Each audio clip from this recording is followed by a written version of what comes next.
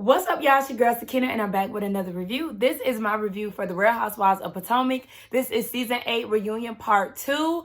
Be sure to check us out tonight on the Whether You Like It or Not panel hosted by Socrates. It will be in the community tab. It starts at 8:15 Eastern Standard Time, so be sure to check us out tonight. I am back and fresh off of my trip from Miami, or my trip to Miami. And as y'all can hear, my voice is very hoarse. It's been hoarse for like the last 3 days since day 2 of the trip. I took this big shot of Hennessy and it like burned my throat. I feel like it scorched it to the point where I have been hoarse for just days and I'm over it. Like at one point of the trip, I really wasn't even saying too much because it was such a struggle. Like I had to get my best friend to communicate what I wanted to the waitress and everything because it was just too much. It was too much. I couldn't even really talk or enunciate. I couldn't elevate my voice. It was a lot. So excuse me and just bear with me, guys, because it's a lot. So let's just go ahead and get into this review, okay? It picks up where it left off with Ink still thinking that Jeremiah is his son and not Gordon's. So Mia says that she took an IUI, and yes, Jeremiah is Gordon's son. She knows her body, even though the two relationships overlapped. Jeremiah is Gordon's son. And did y'all hear the side conversation between Candiace and Ashley, which was started by Wendy? Wendy said that Ink and Gordon look alike. Then you have Ashley talking about how Jeremiah has Gordon's underbite. Oh my gosh. Some people might be mad because I laughed at that, but that was so funny to me. So yeah, she was talking about his underbite, and then Candiace was saying that they literally look just alike, talking about the two men. Listen, they actually do favor. Ink does look like Gordon. It's giving father and son, so it's just hilarious that the lady said that. So that rumor is debunked by Mia. That kind of clears up all the speculation that was going around on Twitter. You know, people saying that Mia is a liar because she told Nneka that she too took IUI. So it's like, how could he think that? But y'all, this man still thinks that regardless of whatever. Delulu. So then they get into Gordon and his anger. I think I might be out of order, but they got into Gordon and his anger because Gizelle wanted to know, was the anger stemming from him not having any money? And Mia said no, it really wasn't. But then it sounded like it was, because she said that basically his controlling ways is what led her to be with Ink and getting a divorce, zeroing out her account, waking her up at 4 o'clock in the morning, talking about business. Just all these things led up to that. Now, as far as this inheritance that she said that she got, she said when she met Gordon, or just before she had met him, she had 3 grandparents that had passed away. So she ended up with some money. Now, little did she know, Gordon was on a bankruptcy, but he was coughing out all of this money. They had an extravagant wedding and everything. And she had no idea that he was bad at managing money. So she really wished that she had known this so she can help him out with the situation, because he had no business doing all that spending. Like, okay, so, you know, certain things are starting to line up and add up now, because we do know that Mia is a liar and she's always telling these extravagant stories, because I think a lot of us were like, girl, hold on, because your parents, both of them, weren't they on drugs? So what type of inheritance were you getting? But she said it was from grandparents. Okay, she could still very much so be lying and just trying to get her lies ordered up to make it make sense by the reunion. But whatever, I'm gonna just take her word for it. Okay, that is what it is. They touched on Karen calling her a hoe on Watch What Happens Live. Karen says she didn't call her a hoe. Then she contradicted herself and said that she did call her a hoe, because she said it takes one to know one. So Mia was like, okay, so you calling yourself a hoe? And she was like, no, I'm calling you a hoe. Karen, you just said that you ain't call her no hoe. So like, what are you talking about? Karen just always not making sense. She makes sense under one breath and then she goes and tells an unnecessary lie. Girl, just own it, because you was already calling her a hoe on the show. And Karen did say that Ink was the rapper that she was talking about during filming and when they were at Nneka's unpacking party. But again, we already know that he's a DJ. Okay, whatever. It's the same person that she was talking about. Now, let Mia tell it. Her and Ink didn't link up at the time that Karen was speaking of, but child, whatever, nobody cares. So then they touch on all the ladies reaching out to Mia then they touched on Mia filing for divorce and how all of the ladies, with the exception of Wendy and Candiace, reached out. Mia felt some type of way about that, but the reason why Wendy and Candiace did not reach out was because Gordon was talking crazy in a group text to their husbands about Mia, and they just simply did not want to get involved. Wendy also said that this is coming off of last season where Mia had threw that drink on her and threw her purse at her. So yes, she was not in the best space with Mia. And then you got the green-eyed bandits over there. Didn't she apologize for that? Didn't she apologize? Shut the hell up. Because if that was the case, y'all would still be moving on. If it was that easy to move on, y'all would have moved on with Candiace and y'all would have moved on with Wendy. But yeah, y'all still over there salty and always got something to say about what's going on with them. Learn how to stay in y'all's lanes. That's the damn problem, and that's why I can't stand them. So yeah, if Wendy did not want to reach out to Mia, she had every right to do so. I don't understand why. I don't know if y'all can see that, but my camera just went dim, and I don't really understand why it did that. It also was just dim not too long ago because of the solar eclipse. So I don't know what's going on. But anywho, the green-eyed bandits, they're just so tired, and I'm really honestly over them. What else happened? Mia said that she knew that she would always end up with Ink. I mean, if that was the love of your life, and if Gordon was not treating you right, girl, then go on to the one that you really want to be with. He younger, he got more stamina, he got more stability as of right now. Girl, that's just the choice. They asked her yet again where she's living, and I'm like, we already talked about this. She's living in DC, and Gordon is staying in Houston, and in Charlotte, and he's going to move back to the DMV to be right across from her. So I don't understand why that was asked again. She said that she does spend some time in Atlanta too. She also been entertaining Houston. So we just never know where she gonna end up. We'll just see, child. But yeah, I even forgot to mention that Mia said that Ink watches the show, and out of all the ladies, his favorite is Wendy.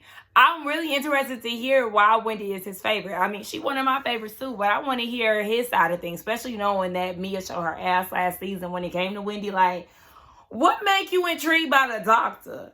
But anyway, we get into Gizelle and her weak-ass storyline. So majority of it, was centered around her dad, and that was at the end of the season. I'm surprised they didn't even mention the G&A situation. Maybe that's going to be mentioned in the last part.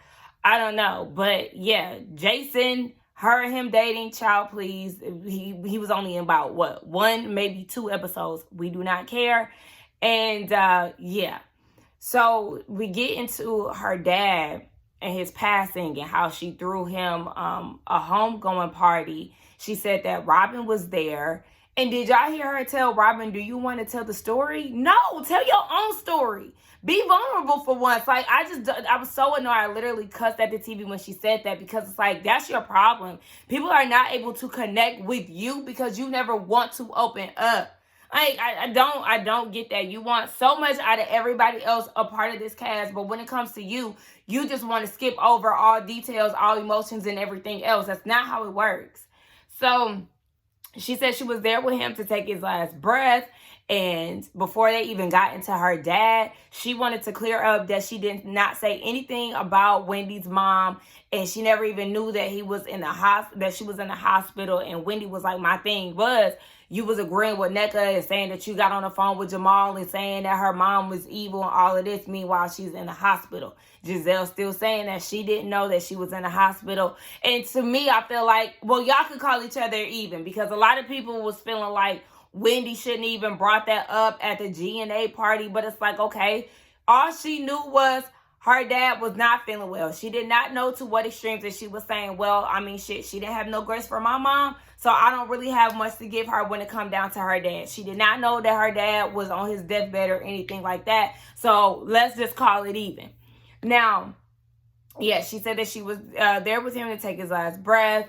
And all the ladies, of course, with the exception of Candiace and Wendy, were there in support of her. She said that when she got the opportunity to be a part of this show, everybody told her not to do it, with the exception of her dad, because he said that she's an amazing person and basically the world needs to see that. I said, It sounded like everybody else had the right idea when it came down to it, because you, my friend, are one of the most hated housewives, one of the most unlikable housewives, and a lot of us want your ass fired. You're not enjoyable. You do have an evil spirit, and you're a poison to the group. So, yes, you actually need to go. Shout out to your dad, and may he rest in peace, but he was wrong with that. So, Candiace is visibly getting emotional about this, right? And so Andy is asking why she's getting emotional. It's like, because, like, what do you mean? I don't have to like Gizelle and still can get emotional of the thought of losing a parent or feeling bad for somebody because they lost a parent. Gizelle was very close to her dad and everything else. So it's like, I was annoyed when he asked that, because it's just like, here we go. But I was even more pissed off with Gizelle trying to make it seem like Candiace was trying to make it about her. Says the bitch who inserted herself into Candiace and Robyn's issue and was doing all that cackling and shit. That had nothing to do with you. But also, I feel like you're just that emotionally detached to where you can't even understand that she is, in fact, mourning for you, feeling bad for you, but you just don't get it. Like, I can't stand this woman. I can't. And I really feel like they should have made the decision to get rid of Gizelle. Get rid of Gizelle and at least make Robyn a friend of. If y'all was going to get rid of somebody, it definitely should have been Gizelle. The more that I watched it last week, I was like, yeah, Gizelle should have been the one to leave. I've been wanting Robyn off this show for a long time. And now that it's allegedly, supposedly happening, I really feel like they made the wrong decision yet again, because this bitch right here, Gizelle Bryant, is the reason why none of the girls can get along. We all have seen the women interact with each other very well when she's not around. And she just is somebody who cannot seem to just let things go, have a good time with the ladies. Everything is about her, and I just simply cannot. They asked Karen if she regrets not speaking up while Candiace and Wendy were making facial expressions when they were talking about Grace going to school in Florida.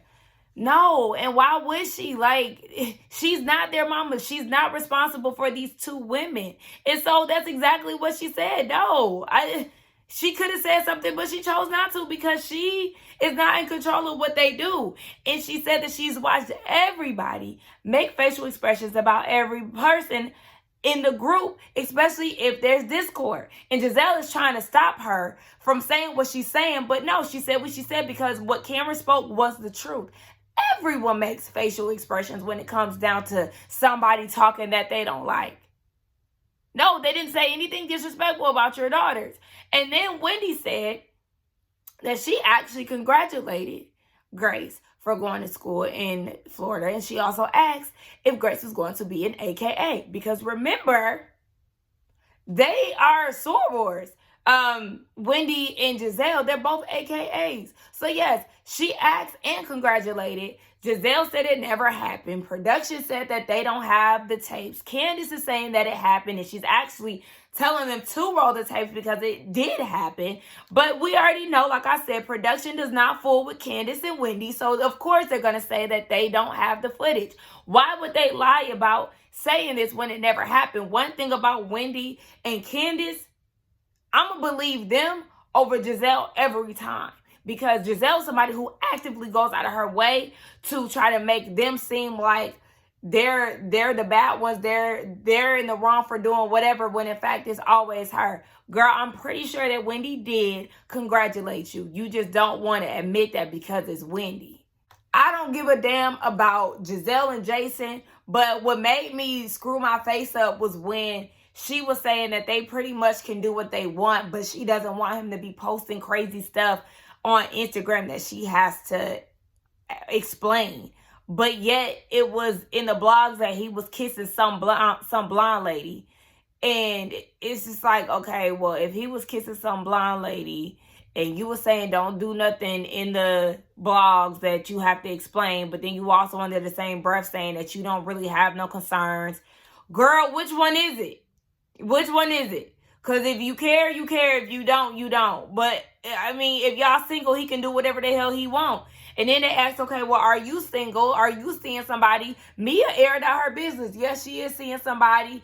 I don't know if he's an old professional player or whatever. He got some type of athlete connections or whatever. He might be an athlete. She act like she didn't want that to get out. But, girl, if you single, you damn single.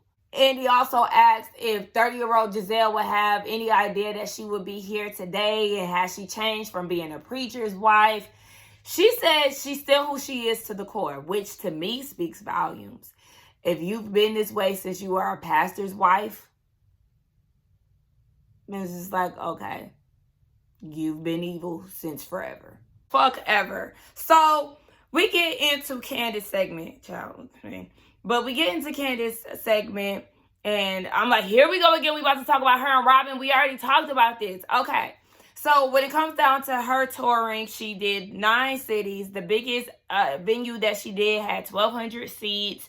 And, you know, she's been doing her thing. A viewer asked what's going on with her and Drew. Remember, she shaded Drew. And she said that usually when she does business, she likes to go through the friends, and that's not the way that Drew handled it. It sounded like Drew may have went behind Candiace's back to do something. I could be hearing that wrong, and I only felt like that could have been the situation because Andy said it sounded like a Taylor Swift and Katy Perry situation where one of the singers tried to steal the other's background dancer, and then they had bad blood. Remember the Taylor Swift song, "His baby now we got bad blood." Yeah, all of that. Anyway, so I feel like that's probably what happened. And honestly, I wouldn't be surprised if Drew does do bad business, because we see the way that her and Ralph was falling out with people last season and everything else when it came down to their business. So I wouldn't be surprised if that was the case. They get into Robyn and Candiace's relationship, and Andy wanted to know if the tweets that Candiace made felt like she was coming for Robyn's job. And Robyn said yes, and she just would not conduct herself the way that Candiace did. She would never do that to a friend. Gizelle also wanted to point out that during season 5, she was the most supportive person of Candiace, both her and Robyn, but she was definitely the #1 supporter of Candiace. Candiace said, yes, she was supportive. She thinks that Robyn was more supportive because she reached out to her way more. But she feels like the support that Gizelle had for her was not genuine, and it was just, in fact, because she did not like Monique. And that is a fact. That is a fact, because we know how Gizelle operates. She sat there last season and said that she did not care about Mia assaulting Wendy because she does not like her. And we already know now that the goalpost and the line is always moving when it comes to the Green Eyed Bandits. It's all situational and who is in said situations. If we don't like you, then we don't care about what's going on with you. Oh, Monique assaulted Candiace. We're going to play this up, and we're going to act so scared and call her a bad mom and everything else so we can get her out, because in all reality, we don't like her because she has 4 homes and she's more likable to the viewers and everything else. Yeah, let's call a thing a thing. Gizelle, you're full of shit and we know it. So back to Robyn and Candiace's situation. Candiace gives us a breakdown and a timeline of all things that happened and that led up to those tweets in her interviews. So a few days after the reunion, maybe within 5 days after, we'll say that, Robyn still had her reunion hair in. Candiace responded to a story and said, long hair. Robyn responded back and said, I guess it makes me look white adjacent. Very passive aggressive, because we already know that Candiace has said that white adjacent, white privilege, white adjacent looking ass to Gizelle last year. So Candiace is like, are you mad at me? She got left on red by Robyn. Okay. So then all the stuff about Juan comes out in the blogs. Candiace reached out and says that she's sorry to hear about what's happening with her and her family. Again, nothing back. So then she finds out about this paywall and all of this, and she's like, oh, so this bitch is tripping. And that's the reason why she tweeted what she tweeted and said what she said in an interview. This makes more sense because Robyn, if you were truly her friend, then you would have said what you said, because some time had passed before she had reached out. It was like a month and, some change before she reached out. Candiace reached out again and said, sorry for hearing what was going on with the family. But you're choosing to ignore her. Robyn, if she was your true friend, why didn't you feel like you can talk to her about that? Again, I called this last season. Robyn is the true definition of a hit dog hollering. That comment was not meant for you. It was not made towards you. But you're always commenting and inserting yourself because you truly are a hit dog. And you don't know how to be quiet because you always feel something that has nothing to do with you. Now, I know that Robyn definitely can pass for a white woman. Okay, we already know that. But at the end of the day, that was for Gizelle. And you should have just let Candiace and Gizelle have their own issues. Instead, you inserted yourself. And then she was saying that the colorism situation really had an effect on her. It's something that's uncomfortable to speak of. That's a you problem, baby. That's a you problem. It's not Candiace's fault for calling out what's really going on, even though she flip-flops with this shit. It's not her fault for calling out what's really going on in the behaviors between you and your green-eyed sis. Y'all act like y'all are so uncomfortable when it comes down to colorism, but somebody made a valid point on Twitter when they said that the two of you had so much to say about colorism and everything else. Season 1 was all down Katie's back, saying that she was ashamed to be black and everything else. Y'all was the ringleaders about the shit before, but then y'all got ladies that's darker than y'all coming to y'all about situations where y'all are displaying colorism, and all of a sudden y'all want to cry white woman tears and want to act so, oh my gosh, I'm just so uncomfortable by this. Okay, that's a you problem, baby. But at the end of the day, this is what you display. And it's being called to the carpet and you can't handle it. So now you're trying to deflect with tears and everything else. I ain't buying that shit. Dr. Wendy, that's all I got to say. So Robyn started doing all that hollering and crying because she's so uncomfortable to talk about colorism, and she's never been accused of being called a colorist before, and it's crazy and all of that. Now, Candiace apologized for, calling her a colorist and all of that. But I think that's what she apologized for. If I'm wrong, y'all put it in the comments. And Candiace is trying to clear it up. I'm in a household where it's not uncomfortable for us to talk about, race, colorism, the diaspora, all of that stuff. So it's my mistake for thinking that you two were on the same level of comfort as I am. Here comes Gizelle inserting herself. Well, I'm not uncomfortable talking about colorism. I'm a part of a black sorority. I went to a black school, blah, blah, blah. Yeah, and I was with Candiace. The thing is, you're okay with talking about colorism when it's convenient for you, when it's beneficial to you. That's just what I said in that last clip when I said it was okay for y'all to talk about it with Katie and everything else. But when you have a set of dark-skinned women coming at y'all, and you also have Twitter and the audience coming at y'all for y'all's behaviors, then y'all can't take it. Because I'm not just going to put it all on Wendy and Candiace. This is something that we've all observed as a community, as an audience. We've all picked up on the behaviors of the green-eyed bandits, Ashley included, Mia included, Karen included. We've picked up on all the light-skinned behavior and all the tendencies of colorism that you all have towards the two dark-skinned women on the cast, and even Monique. Let's keep it a buck here. We're not going to tiptoe around it, and we're not going to act like it's just the two women that's sitting on, the two dark-skinned women that are sitting on the couch that have felt this. It's been a thing amongst the community, the black community, and the audience who have been observing and watching this show since season 1. So we're not going to sit here and play this and try to make it seem like it's just a Candiace and Wendy thing. Y'all got me fucked up with that. Wendy said, let me say something. Because, yes, we can have these conversations about colorism all day. But if we're not getting down to the root of, well, why did you feel like I'm a colorist? What actions did I do or take to make you feel this way?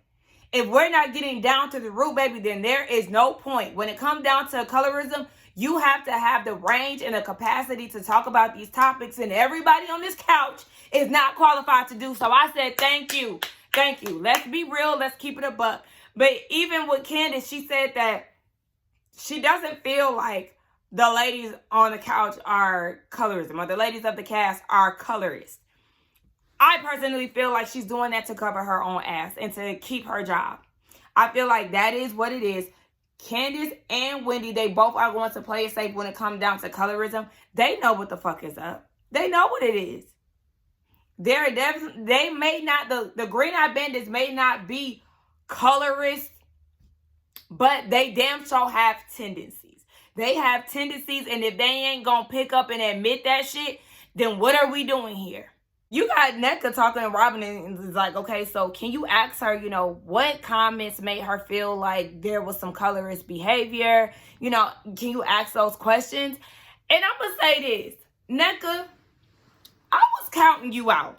I really was. And I felt like you can be a one and done. And I still might feel that a little bit, but I will say you're climbing the charts for me on part 2, because I do like the fact that you are trying to help the girls get along with their conflict, try to find some type of resolution, and also like not letting them skip over certain things. Like, okay, well, yeah, Wendy said that. So do you actually feel like you can ask her, what it is, so we can get down to the root? I like that. And there was another comment that she made too. I think she asked Gizelle a question. Oh, she was asking, are you, free to date around and things like that. Like, I like these follow-up questions that you have. You're getting thumbs up for me, okay? So I might be warming up to season 2 for you, maybe. We not there all the way. It just depends on how you act with this Wendy segment and how your husband act. Because before they go off to break, they trying to see if there's any resolution between Robyn and Candiace. Candiace feels like, child, there has been worse things done. So, she feels like it's whatever. They can basically move forward. But for Robyn, it's a chop. I feel like it should be a chop for Candiace too, but child, it is what it is. Also, Robyn, when you made the comment to Nneka about you knowing why the colorist comments was made, because if you have a conversation with a dark skin or brown skin woman, they're your colorist, even though you've had issues with Karen and Ashley. It's the way that you go about it, Bookie. Okay? It's not just as simple as, oh, I'm light-skinned, so I can't be beefing with a dark-skinned woman. You're not dumb. We're not going to play dance here, okay? You know exactly what it is. The internet and your cast members have showed you plenty of reasons and given you plenty of excuses as to why they feel like you're a colorist or you have colorist tendencies. Girl, shut the hell up.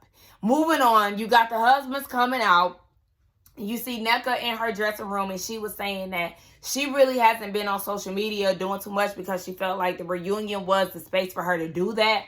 But while I'm sitting here, didn't Nneka have like some type of internet beef with Wendy on Twitter? Didn't that happen?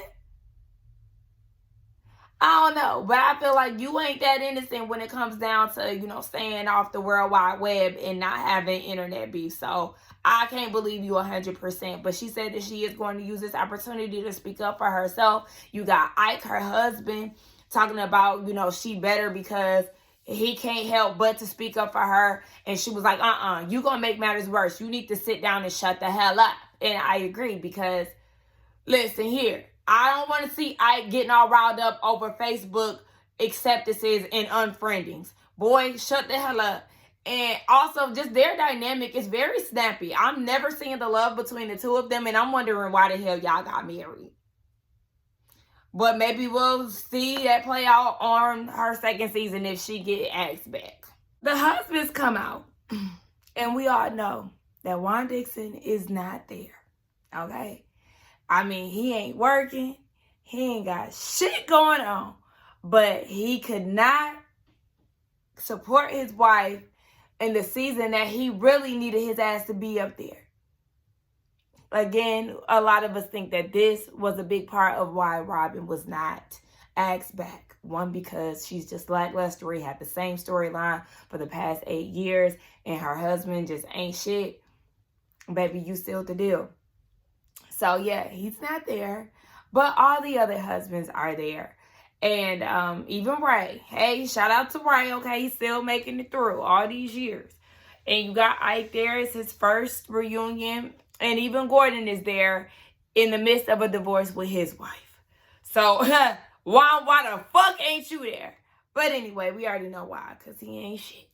So, they get down to Chris and his absence throughout the season. It was by choice because the women clearly don't want him around. So why the hell would he be around when he's being accused of things that, never even took place? Speaking of, they talk about this woman that said that he was sending penis pictures, and she said that she got an abortion by him and for him, all this other shit, child. I don't know what the hell. Like I said, I didn't listen to this. Shout out to all the subscribers that filled me in the comment section.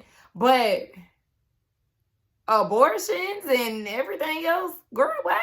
Okay, but then she came out and said that, it was all lies and stuff. And Chris said that he had never even met this person, okay? They also asked about, does he still believe that Robyn was in cahoots to take him down last season? He said, listen, I haven't talked about this since last year. I don't give a fuck. He wants to move on. And I was actually satisfied with his response because let's just let this thing die. No one cares anymore. So what?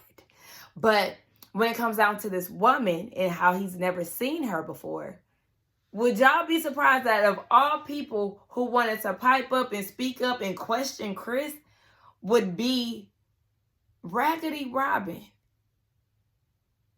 Why are you asking somebody about pictures being photoshopped and he never met her? Was you asking why not? Why we ain't see you asking why not on camera? I don't care if y'all, because let Robyn tell it. If they have an interview or if Andy asks Robyn why she's questioning him this way and why we didn't hear her question why this way, I don't give a damn because we already know her. She'll be like, well, I did off camera. We don't care about what you did off camera. We want to see what y'all do when the cameras is pressing, because you should have been pressing his ass out. That's what you can't fix your mouth to ask nobody's husband shit when we ain't seen you do nothing but make stupid ass excuses for yours.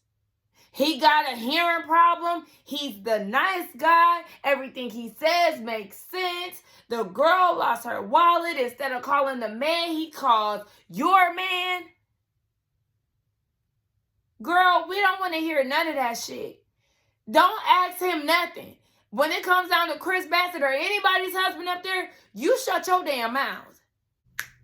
Period, Chris. So, Robyn continues on what the lady said that, y'all, that it happened and she said it didn't happen. Girl, please, again, give it a rest, Raggedy. We don't want to hear it. Now, a viewer asked Candiace, did she pay this woman off because she, retracted her statement very quickly? Candiace said no. And then Andy said, well, do you feel like the Red Eye Bandits were still behind this whole situation? Candiace says she doesn't know that to be true, but she just is so unsure, particularly with Gizelle, that she doesn't put anything past her. And Gizelle was like, well, I mean, the lady said that I had nothing to do with it and keep me out of it and all of this stuff. And Candiace was like, yeah, but she also lied about this situation. So, yeah, why wouldn't she lie about that? It's all about credibility.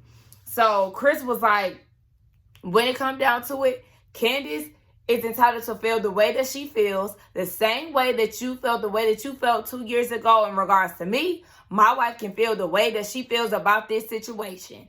And he said, and it was like, great. And he was like, fantastic. Next question. Boop. Chris's patience is very low for this. You can tell he's only there in support of his wife. Unlike Juan, okay, regardless of whatever, he's there in support of his wife, but he really could be at home making cooking videos, okay? He is gripping the hell out of that drink because he does not want to be there, and I don't blame him. And Chris just brought up a very valid point, because Andy, you really pissing me off with these stupid ass questions that you asking. Because he's like, I thought that you and Gizelle were cool and that y'all left off on better terms last reunion. Be fucking for real, Andy. And Chris was like, he ain't spoke on the matter. Like, he just don't care to. He hasn't said anything. And he was like, but he does think that it's funny that people are saying that Candiace needs to be more responsible with her words. But then you got people like Gizelle who are saying, oh, I used the wrong word and nothing comes from it. Exactly. That's why she's saying shit like the line is always moving, because it's a problem when Candiace or Wendy does something. But when it comes down to Gizelle or even Robyn, then it's excused. They're not pressured. They're not being told that they're in the wrong and everything else. They talk about Juan not being there. And even though all of the husbands have had their own, share of issues along the seasons, they're still there to support their wives. Like, do they have any comments on Juan not showing up for Robyn and Robyn taking all, these bullets for him? They had nothing to say. They don't care. And Gordon said, even though me and Mia are going through what we're going through, I still wanted to be here in support of my wife or my ex-wife. And I really feel like, yeah, that's what it really boils down to, the support of your wife. If the ladies want you to be there as their husbands, you should be there in support. Like, simple as that. But it's just a simple concept that Juan and Robyn just can never grasp. They claim that they're in love and everything else, but it never shows, baby. It never hits. Y'all are never beating those loveless allegations. So Andy was getting ready to ask Gordon something. I can't remember what the question was, but Gordon cuts Andy off and says that he's happy to be there. He's happy for this opportunity. And he said that a lot of people suspected or something, but they don't know. And then they left us on a cliffhanger of to be continued. So Gordon is about to announce something that's supposedly supposed to get him and Mia emotional, but you already know how they do with editing. They could very much so be crying about their divorce or something that's not even in the conversation of what he's about to announce. So we'll see what happens on part 3. That was the end of my review. Be sure to check us out tonight on the Whether You Like It or Not panel. Again, hosted by Yakratis. Check the community tab. Don't forget to like, comment, and subscribe to my channel. And I don't know if I'm going to put out Summer House today. I still have to do Ready to Love. I'm a little behind on videos. So I might have to just pace it out and put some out tomorrow, because I don't really like to overwork myself. Even though I have a little time before the panel to do Summer House, I don't know. It might come out tomorrow because I have the reunion for Ready to Love and the finale to do. So, yeah. Let's get down in the comments and talk. I'll see y'all in the next one. Bye.